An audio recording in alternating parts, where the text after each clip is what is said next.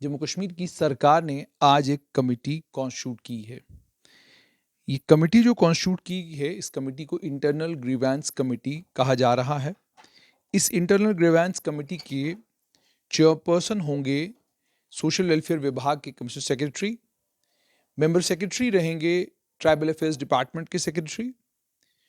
और इसके 3 मेंबर होंगे, एक डायरेक्टर ट्राइबल अफेयर्स या डायरेक्टर सोशल वेलफेयर डिपार्टमेंट, दूसरे additional secretary to government monitoring section जो है जनरल एडमिनिस्ट्रेशन डिपार्टमेंट का, उसके एडिशनल सेक्रेटरी भी इसके मेंबर रहेंगे, और साथ में Jammu Kashmir advisory board for development of Gujjars and Bakarwals, उसके सेक्रेटरी भी इसके मेंबर रहेंगे। सरकार ने ये जो कमेटी कॉन्स्टिट्यूट की है, इस कमेटी को काम ये दिया गया है कि जितने भी सरकारी मुलाजिम हैं जो शेड्यूल ट्राइब तबके से ताल्लुक़ रखते हैं, यानी फ़िलहाल के लिए गुजर बकरवाल तबके से ताल्लुक़ रखते हैं, या बाकी जिन कम्युनिटीज़ को आइडेंटिफाई किया गया है शेड्यूल ट्राइब, उन कम्युनिटीज़ से ताल्लुक़ रखने वाले उन तमाम लोगों के, उन तमाम मुलाजमीन के लिए इस कमेटी को कॉन्स्टिट्यूट किया गया है। यानी साफ तौर पर ये शेड्यूल ट्राइब्स के लिए इंटरनल ग्रीवेंस कमेटी है कि शेड्यूल ट्राइब कम्युनिटी से ताल्लुक़ रखने वाले लोगों की शिकायत रहती हैं। बहुत बार शिकायत ये रहती है कि वक्त पर प्रमोशन नहीं हुई, जब प्रमोशन ड्यू थी उस वक्त सरकार ने प्रमोशन नहीं की, वैकेंसी मौजूद थी लेकिन प्रमोशन नहीं हुई। एश्योर्ड कैरियर प्रोग्रेशन के तहत जिस तरीके से सरकार को बेनिफिट्स देने चाहिए थे शेड्यूल ट्राइब तबका से ताल्लुक़ रखने वाले लोगों को, वो नहीं दिए गए। तो और ये भी मैं आपको बताऊं कि इस ज़िम्न में भी बहुत सारे लोगों को कोर्ट का दरवाज़ा खटखटाना पड़ा, और उसके बाद कोर्ट ने सब्सिक्वेंटली डायरेक्शंस दी, बार बार सरकार को, अलग अलग मामलों में सरकार को डायरेक्शंस दी। और कई बार आपने भी देखा होगा, बहुत सारे मामले सामने आते हैं जिन मामलों में सरकार, आप सुनते हैं, बताया जाता है कि फ़लाँ शख्स जो है वो शेड्यूल ट्राइब तबके से ताल्लुक़ रखता था, और उस की जब प्रमोशन की बारी आई तो प्रमोशन के वक्त में जो सरकार ने प्रमोशन के एवेन्यूज़ थे वो उनको डिनाई किए, और बाद में उन्हें कोर्ट का दरवाज़ा खटखटाना पड़ा, और कोर्ट ने बाद में सरकार को वहाँ पर लताड़ा बहुत बुरे तरीके से, और सरकार को ये कहा कि चूंकि अगर ये कानून है, ये अगर इतनी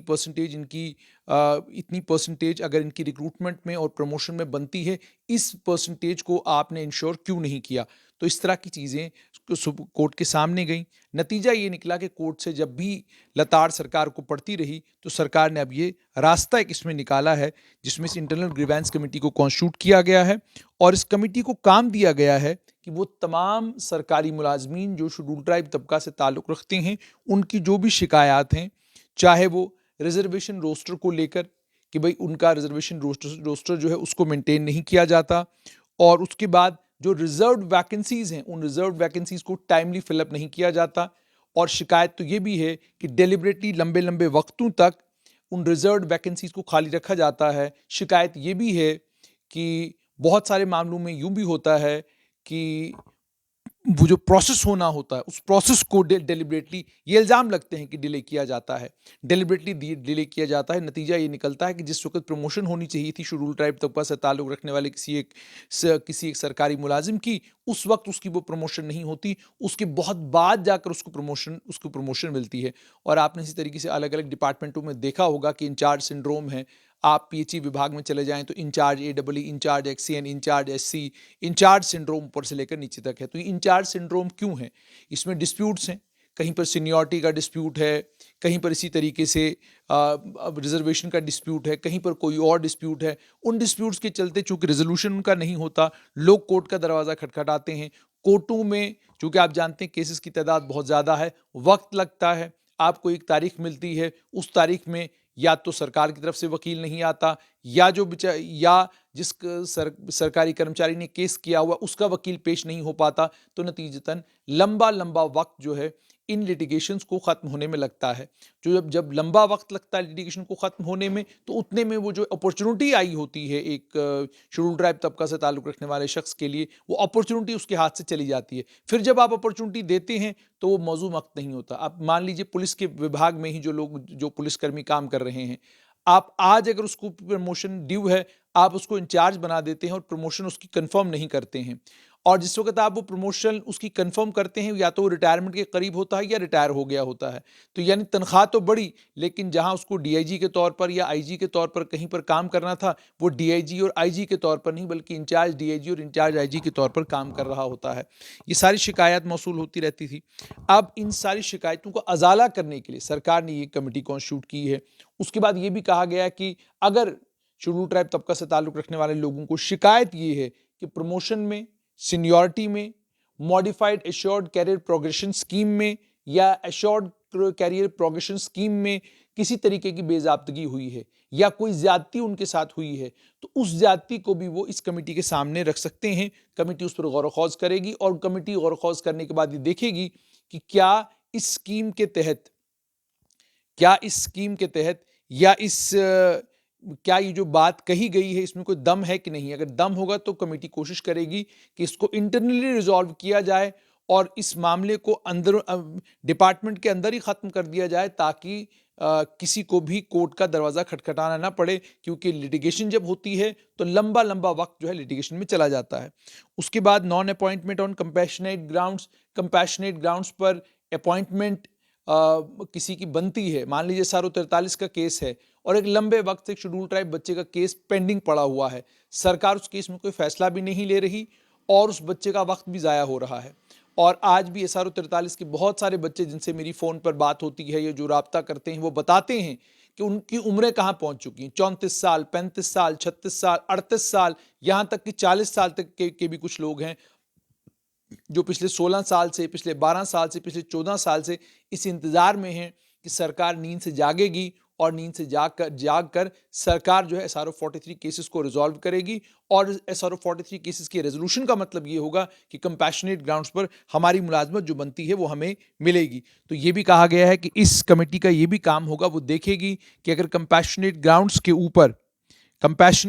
के ऊपर मुलाजमत किसी को मिलनी थी और वक्तन नहीं मिली है, क्यों नहीं मिली है, उस चीज़ को भी देखने का काम ये कमेटी करेगी। और उसके बाद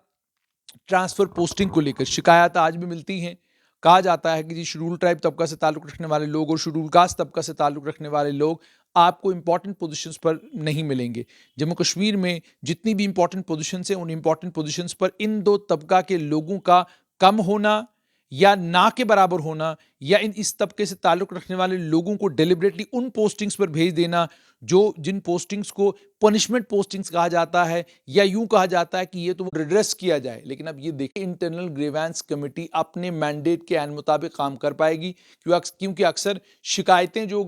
शेड्यूल ट्राइब तबका के अफसरों की होंगी, मान लीजिए अगर वो शिकायतें गजटेड अफसरों की होंगी, तो क्या सोशल वेलफेयर विभाग की जो कमिश्नर सेक्रेटरी हैं या ये जो कमेटी है, क्या वो हिदायत दे पाएगी होम सेक्रेटरी को, क्या वो हिदायत दे पाएगी पीडब्ल्यूडी के सेक्रेटरी को, क्या वो हिदायत दे पाएगी पीएचई के सेक्रेटरी को, क्या वो हिदायत दे पाएगी एजुकेशन के सेक्रेटरी को, और वो कितना सीरियसली इनकी हिदायतों को लेंगे, कितना सीरियसली इस कमेटी की डायरेक्शंस को लेंगे, ये भी आने वाले दिनों में देखना होगा। क्योंकि बाबुओं के बीच में एक सबसे बड़ा मसला ये है कि कोई मसला ही नहीं होता, ये कमेटियां भी अपना काम करती, लोगों की कोई परेशानी भी नहीं होती और पोस्टें भी विड्रॉ नहीं होती, बॉर्डर बटालियन वालों को भी कोई परेशानी नहीं होती, सबकी परेशानियां हल हो गई होती अगर बाबू लोगों की ईगो बहुत बड़े नहीं होते। बाबू लोगों का ईगो इतना ज्यादा होता है कि उस ईगो का वजन इतना ज्यादा होता है कि उसके चलते अगर कोई जूनियर अफसर किसी वक्त किसी बाबू की कोई गलती निकाल दे और ये कहे कि जनाब यहां पर आप गलत हैं, तो हमने ये भी देखा कि उन्हें फौरन जो है एक वहां से जिस भी पोस्टिंग पर वो होते हैं वहां से उठाकर किसी ऐसी जगह भेज दिया जाता है जहां पर उनको ये समझ में आ जाए कि जब बड़े बाबू बात कर रहे होते हैं, उनका ईगो बड़ा होता है, तो उस वक्त आपको शांत रहना चाहिए। उम्मीद और तवक्का ये कि बाबू लोग भी ये बात समझेंगे कि उन्हें 60 साल की उम्र के बाद रिटायर होना है और पब्लिक लाइफ में दोबारा से आना है और आम जनमानस के बीच में उनको आम जनमानस बनकर ही चलना फिरना दौड़ना है। तो इसलिए अगर ये चीजें जहन में रहें तो जिस वक्त आप कुर्सी पर होते हैं तो फिर ईगो आपके फैसलों को डिफाइन नहीं करेगा, बल्कि सेंसिबिलिटी और सेंसिटिविटी कि जो मसला जो आपके सामने लाया गया है उस मसले की सेंसिटिविटी को ध्यान में रखते हुए फैसले लेंगे और फैसले अक्सर और बेशतर लोगों के हक में होंगे।